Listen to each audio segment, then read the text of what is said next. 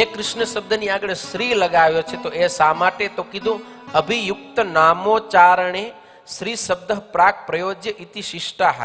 કોઈ પણ વિશિષ્ટ પુરુષ છે એટલે કે સ્વયં ભગવાન હોય, ગુરુજનો હોય, માતા પિતા હોય, વડીલો હોય, સત્પુરુષો હોય, એ સર્વેના નામની આગળ હર હંમેશા શ્રી શબ્દનો પ્રયોગ કરવો જોઈએ એવી એક શિષ્ટ પરંપરા આપણને પ્રાપ્ત થઈ છે. તો એટલા માટે એકને કૃષ્ણ શબ્દની આગળ શ્રી શબ્દનો પ્રયોગ થયો છે. એ શ્રી શબ્દનો શું અર્થ છે? તો કહે છે નિરતિશય શોભા, અતિશય શોભાવર્ધક એ શબ્દ છે કે જેના નામની આગળ આપણે શ્રી લગાવીએ છીએ તો આપણે એવો ભાવ છે કે એ અતિ શોભાયમાન છે, વળી એ ઐશ્વર્યશાળી છે, પ્રતાપશાળી છે, મહિમાવંત છે.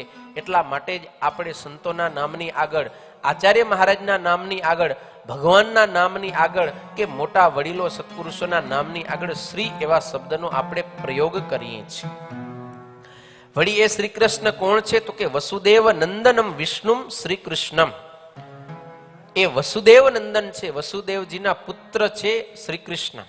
અહીંયા કને ખાસ અગાઉ પણ મેં એક વખત ક્લિયર કરેલું હતું, ફરી વાર કહું છું, આપણે બધાને વસુદેવ અને વાસુદેવ આ બે શબ્દના અર્થને બરાબર જાણવા અને સમજવા જોઈએ.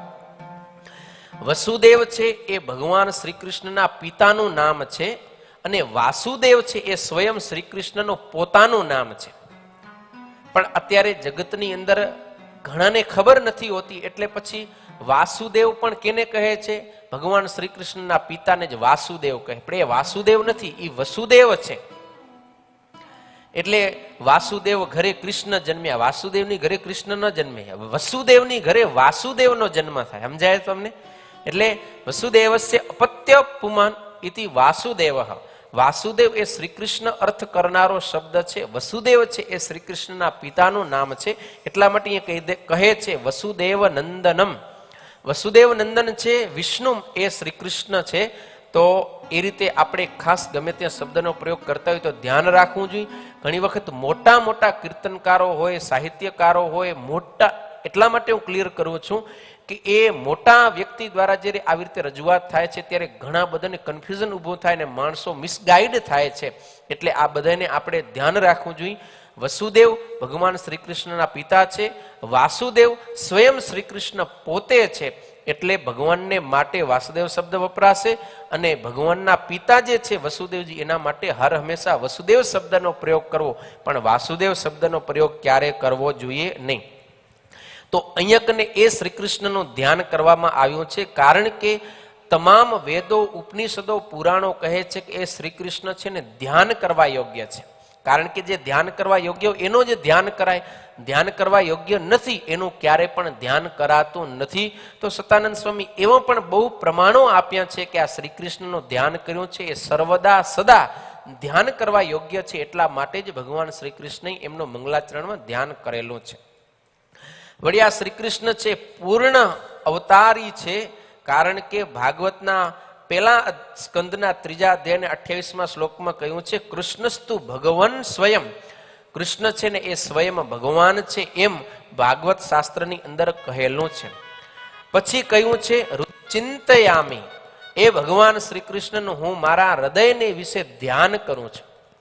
તો પ્રતિવાદી પ્રશ્ન કરે છે કે હૃદયમાં જ શા માટે ધ્યાન કર્યું?